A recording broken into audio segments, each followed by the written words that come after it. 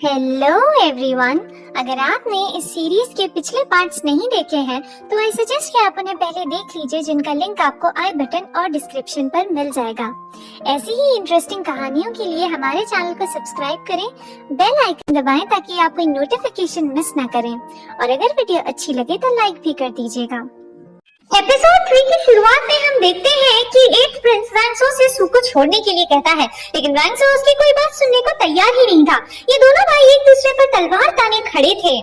Eight Prince वैंगसो को समझाता है कि अगर उसने फिलहाल सू पर ध्यान दिया तो वो उन लोगों को भी नहीं पकड़ पाएगा जिन्हें वो अभी पॉसिबली पकड़ सकता है। वैंगसो को एट प्रिंस की बातों में दम लगता है और वो सू को उसके हवाले कर देता है। सू काफी चौंकी हुई थी, लेकिन फिर भी वो इन दोनों को बताती है कि उसने थोड़ी ही दूर पर कुछ लोगों को देखा था और वो अपने लीडर के साथ थे, और फिर थोड़ी ही देर बाद उस लीडर ने उन सभी को मरवा दिया। उसकी ये बात सुनकर वैंगसो समझ जाता है कि उन लोगों को इसलिए मरवाया गया ताकि कोई असली कल्प्रिट तक ना पहुंच पाए। सू की बताई हुई जगह पर जब ये दोनों पहुंचते हैं तो वहां पर उन्हें कोई भी लाश नहीं मिलती, जिस वजह से वैंगसो को सू पर डाउट होता है कि वो सच बोल भी रही है या नहीं। लेकिन एट प्रिंस उसे बताता है कि वहां पर कत्ल तो हुआ है क्योंकि वहां पर खून था। ये तो साबित हो गया था कि सू सच बोल रही थी, लेकिन फिर भी वैंगसो अभी भी उससे नाराज था क्योंकि उसकी वजह से वो आदमी मारा गया जो उसे सच बता सकता था।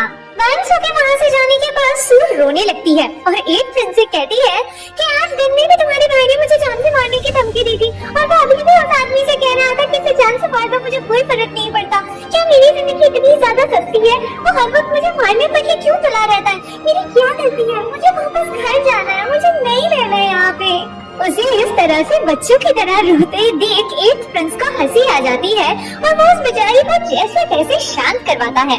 क्राउन प्रिंस इस बात के लिए काफी ज्यादा गिल्टी फील कर रहा था कि वैंगसो पर हमला हुआ और उसकी जान खतरे में आ गई। वो तो बस उसकी मदद कर रहा था, लेकिन जीमांग उसे समझाता है कि उसे गिल्टी फील करने की कोई जरूरत नहीं है क्योंकि क्राउन प्रिंस की जगह लेने का फैसला खुद वैंगसो का ही था। थर्ड प्रिंस और उसकी माँ इस वक्त काफी ज्यादा परेशान थे क्योंकि इन दोनों का क्राउन प्रिंस को मारने का प्लान फेल हो गया था। लेकिन अगर इन्हें कुछ समझ में नहीं आ रहा था तो वो ये कि क्राउन प्रिंस ने वैंगसो को अपने फेवर में कर लिया।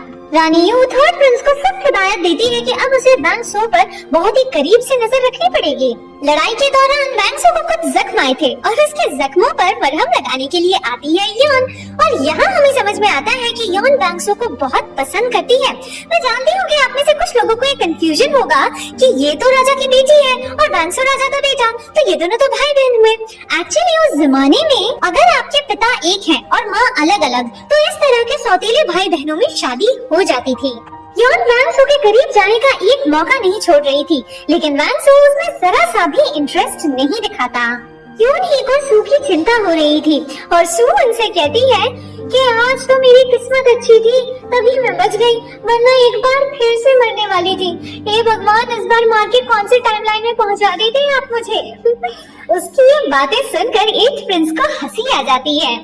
क्यों ही एट प्रिंस से माफी मांगती है क्योंकि इन दिनों वो सू की वजह से कुछ ज्यादा ही परेशान है, लेकिन एट प्रिंस उससे कहते हैं कि वो सू की वजह से परेशान नहीं है, उल्टा सू तो खुशियाँ लेकर आती है। यहाँ पर जो भी है सब एट प्रिंस से मदद मांगता है, लेकिन सू ने अपनी यादाश्त जाने के बाद कभी भी उनसे मदद नहीं मांगी। उल्टा उसने यही कहा है कि वो अपना काम खुद करेगी और अपने पैरों पर खड़ी होगी।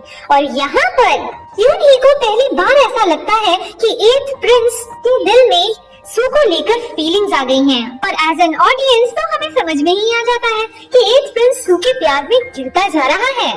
सू रियोन के साथ अपने कमरे तक जा रही थी, लेकिन रास्ते में इन दोनों को वैंगसो मिल जाता है और फिर उसके डर के मारे रियोन तुरंत ही वहाँ से 9-11 हो जाती है। उसके जाने के बाद वैंगसो बहुत ही गुस्से में सू से पूछता है कि तुमने वहाँ जंगल में और क्या देखा, अच्छी तरह से ध्यान करो और मुझे बताओ। उसकी इस हरकत से सू बहुत ही ज्यादा डर गई थी कि तभी वहाँ पर कोई आता है और वैंगसो को सू से अलग करता है, और ये एज यूजुअल एट प्रिंस ही थे। सू जब जोर देकर याद करने की कोशिश करती है तो उसे याद आता है कि उन सभी लोगों के लीडर ने एक फर वाला कोट पहना था, और ये बात वो इन दोनों को बताती है। ये बात सुनकर वैंगसो को अपने भाई थर्ड प्रिंस पर शक होता है क्योंकि रिचुअल के दौरान उसी ने फर वाला कोट पहना हुआ था। इस बात को एट्थ प्रिंस ने भी नोटिस किया था, लेकिन वो इस बात पर ज्यादा ध्यान नहीं देता। सू जब वहाँ से जा रही थी तो वैंग सू उससे कहता है कि वो आज के बाद कभी भी उसके सामने ना आए। उसकी इस बात पर सू को गुस्सा आ जाता है, लेकिन उसके आंसू उसके गुस्से को ढक देते हैं। वो वैंग सू से पूछती है कि हम जब से मिले हैं तुम मुझे मारने की धमकी दिए जा रहे हो, जबकि तुम जानते हो कि मैं जीना चाहती हूँ, तो जीने की चाहत रखना गलत होता है।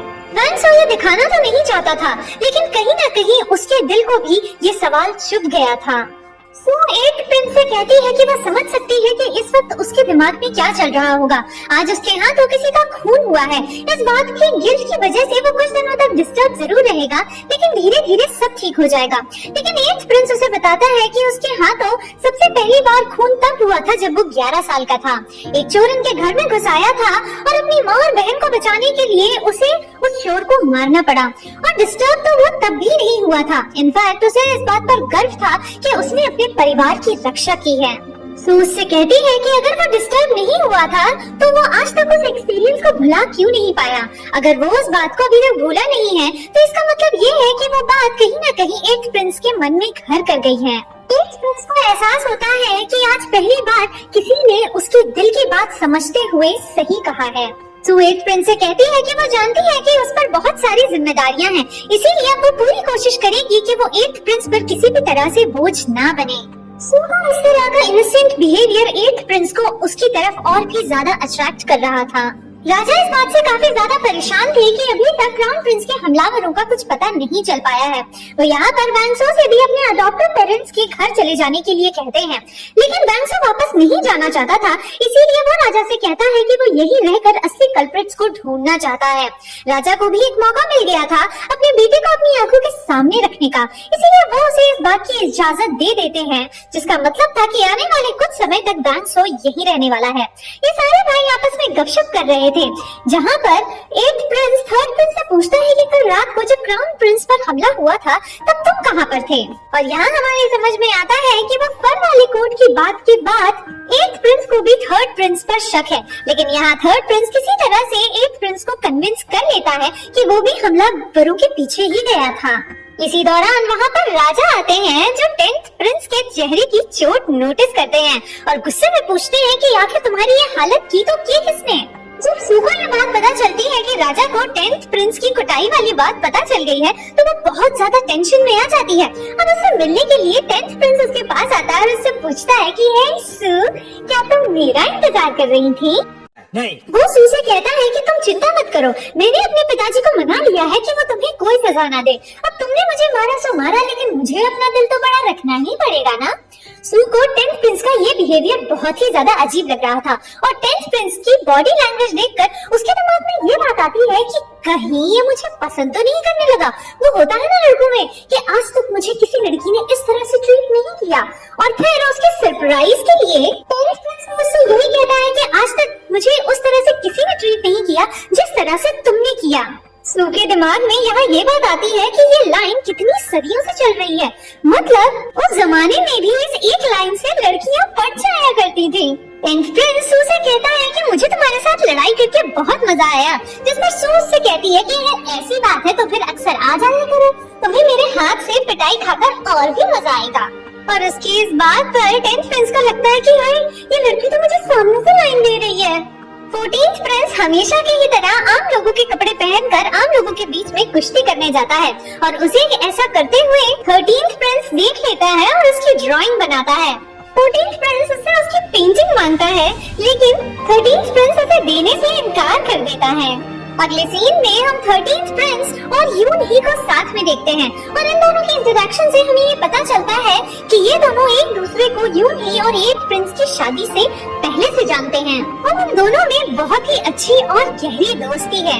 यहीं पर 13th प्रिंस सू को नोटिस करता है, जो सबसे छुप छुपा कर योन की नकल कर रही थी। 13th प्रिंस सू के बारे में यून ही से भी वही कहता है जो उसने पहले कहा था कि सू कितना ज्यादा बदल गई है, आजकल सबसे ज्यादा एंटरटेनिंग तो वही है। इन दोनों की इंटरेक्शन से हमें यहाँ ये बात भी क्लियर हो जाती है कि यून ही तो 13th प्रिंस को अपना सिर्फ अच्छा दोस्त समझती है, लेकिन 13th प्रिंस यून ही को पसंद करता था। लेकिन अपने भाई से उसकी शादी हो जाने के बाद उसे अपनी फीलिंग्स को दबाना पड़ा। वैंग सो को उन सभी लोगों की लाशें मिल गई थी जिन्होंने क्राउन प्रिंस पर हमला किया था, और जब इन लाशों को चेक किया जाता है तो पता चलता है कि इनकी तो जबान थी ही नहीं, यानी कि क्राउन प्रिंस को मरवाने के लिए बेजुबान लोगों का सहारा लिया गया। जी मॉन्ग यहाँ पर बताते हैं कि जब मॉन्क्स किसी तरह का कोई पाप करते हैं तो उसके प्रायश्चित के तौर पर उनकी जबान काट दी जाती है और उन्हें ऐसी जगह पर एग्जाइल कर दिया जाता है जहाँ कोई आता जाता ना हो। और यहाँ वैंग सो को समझ में आता है कि ये सब कुछ उसकी माँ ने ही करवाया होगा, क्योंकि इस तरह के मॉन्क्स के साथ उसकी माँ का कनेक्शन है। वो इस बात के लिए अपने भाई को कन्फ्रंट करता है और उससे सीधे तरीके से पूछ लेता है कि ये जो कुछ हुआ है इसमें तुम तो इन्वॉल्व हो ही, लेकिन क्या इन सब में माँ भी इन्वॉल्व है? उसके सवाल पर थर्ड प्रिंस घबरा जाता है और कुछ भी नहीं कहता, और उसकी चुप्पी वैंग सो को उसके सवाल का जवाब दे देती है और वो समझ जाता है कि ये सब कुछ उसकी माँ ने करवाया है। यून ही सू को बताती है कि एक प्रिंस गरीबों में दान दक्षिणा करने के लिए गए हैं। इस बात पर सू उनसे पूछती है कि आप उनके साथ क्यों नहीं गई, आप उनकी पत्नी हैं, आपको उनके साथ जाना चाहिए। इस बात पर यून ही थोड़ा सा नर्वस हो जाती है क्योंकि वो आज तक कभी भी एक प्रिंस के साथ बाहर नहीं गई थी। सो वो यून ही का मेकअप करती है ताकि वो उसे एक प्रिंस के साथ बाहर भेजने के लिए तैयार कर सके। यही हमें सू की पिछली जिंदगी का एक फ्लैशबैक भी दिखाया जाता है, जहाँ हम देखते हैं कि सू अपनी बेस्ट फ्रेंड का मेकअप कर रही है क्योंकि उसे उसके बॉयफ्रेंड से मिलने के लिए जाना है। लेकिन उसे क्या पता था कि जिस लड़के से वो मिलने जा रही है वो तो सू का ही बॉयफ्रेंड था। जब सू को इस बारे में पता चलता है तो वो बिल्कुल टूट जाती है। सू अपने अतीत को याद करके थोड़ा सा दुखी हो रही थी, लेकिन जब यून ही उससे कहती है कि उसके हाथों में तो जादू है, उसने यून ही को कितना सुंदर बना दिया, तो यून ही के मुंह से ये तारीफ सुनकर और यून ही को इतना खुश देखकर सू भी खुश हो जाती है। एक प्रिंस गरीबों को दान दे रहे थे, जहाँ थोड़ी ही देर में यून ही और सू भी उन्हें ज्वाइन करती हैं। सू हाथ वेव करके एक प्रिंस को हाई कहती है और एक प्रिंस भी अनकॉन्शियसली अपना हाथ वेव करते हैं, लेकिन थोड़ी देर बाद उसे ध्यान आता है कि अरे मैं तो एक प्रिंस हूँ, मैं इस तरह पब्लिकली बिहेव थोड़ी ही कर सकता हूँ। सू को कुछ होममेड सोप्स बनाने थे जिनके इंग्रेडिएंट्स लेने के लिए वो एक मेडिसिन शॉप में आई थी, और यहीं पर उसकी मुलाकात एक प्रिंस से भी होती है जो यून ही के लिए दवाई लेने आए थे। रात के इंसिडेंट की वजह से सू की गर्दन पर घाव था और एक प्रिंस उसके घाव पर मलहम लगाते हैं, और यहाँ हमें समझ में आता है कि सू के दिल में भी एक प्रिंस के लिए फीलिंग्स हैं, और एक प्रिंस तो वैसे भी सू की मासूमियत का कायल हुआ जा रहा था। ये दोनों साथ में वापस लौटते हैं और इन दोनों को साथ में यून ही एक बार फिर देखती है। यून ही का ख्याल रखते वक्त भी इन दोनों में नजदीकियां बढ़ती हैं, लेकिन फिर भी ये इस बात को इतना एक्नॉलेज नहीं करते। तो अपने कमरे में वापस जा रही थी कि तभी रास्ते में उसे वैंग सो मिलता है जो काफी ज्यादा परेशान था, लेकिन फिर भी वो उससे कुछ नहीं कहती और उसे इग्नोर करके वहाँ से चली जाती है। हम वैंग सो को एक पहाड़ी जैसी जगह पर जाते हुए देखते हैं जहाँ उसे कोई भी नहीं मिलता, लेकिन थोड़ी ही देर में उसे बहुत सारे लोग घेर लेते हैं और उस पर हमला करने की कोशिश करते हैं। वैंग सो एक एक करके सबको खत्म करता जाता है, वो किसी पर भी दया नहीं कर रहा था और इन सारे हमलावरों में से कोई भी बोल नहीं सकता था, यानी कि ये वही जगह थी जहाँ पर क्राउन प्रिंस के हमलावर अपना अड्डा बनाए हुए थे। वैंग सो के इन सबको खत्म कर देने के बाद इनका मेन लीडर इनके मौत को सही ठहराते हुए वैंग सो के सामने आता है। वैंग सो से पूछता है कि इन सब के पीछे किसका हाथ है। ये आदमी वैंग सो से कहता है कि क्या तुम्हारी माँ को पता है कि तुम यहाँ पर आए हुए हो, और उसके इस सवाल ने ही वैंग सो को उसके सवाल का जवाब दे दिया। वो समझ जाता है कि ये आदमी इसकी माँ के हाथों में है और ये सब कुछ इसकी माँ ने ही करवाया है। वो उससे कहता है कि आज तक तुम मेरी माँ के लिए जिए हो, अब उनके नाम पर मरना भी पड़ेगा, और इतना कहकर वो इस आदमी को भी खत्म कर देता है। वहाँ से निकलते वक्त वैंग सो उस जगह को आग लगा देता है, और थोड़ी देर बाद जब जी मॉन्ग और क्राउन प्रिंस वहाँ आते हैं तो उन्हें कुछ भी नहीं मिलता। रानी यू को ऐसा लगता है जैसे कि उनके कमरे में कोई है, और जब वो देखती है तो उनकी आंखें फटी की फटी रह जाती हैं, क्योंकि खून से लथपथ वैंग सो उनके सामने खड़ा था। और इसी के साथ ये एपिसोड यही खत्म हो जाता है।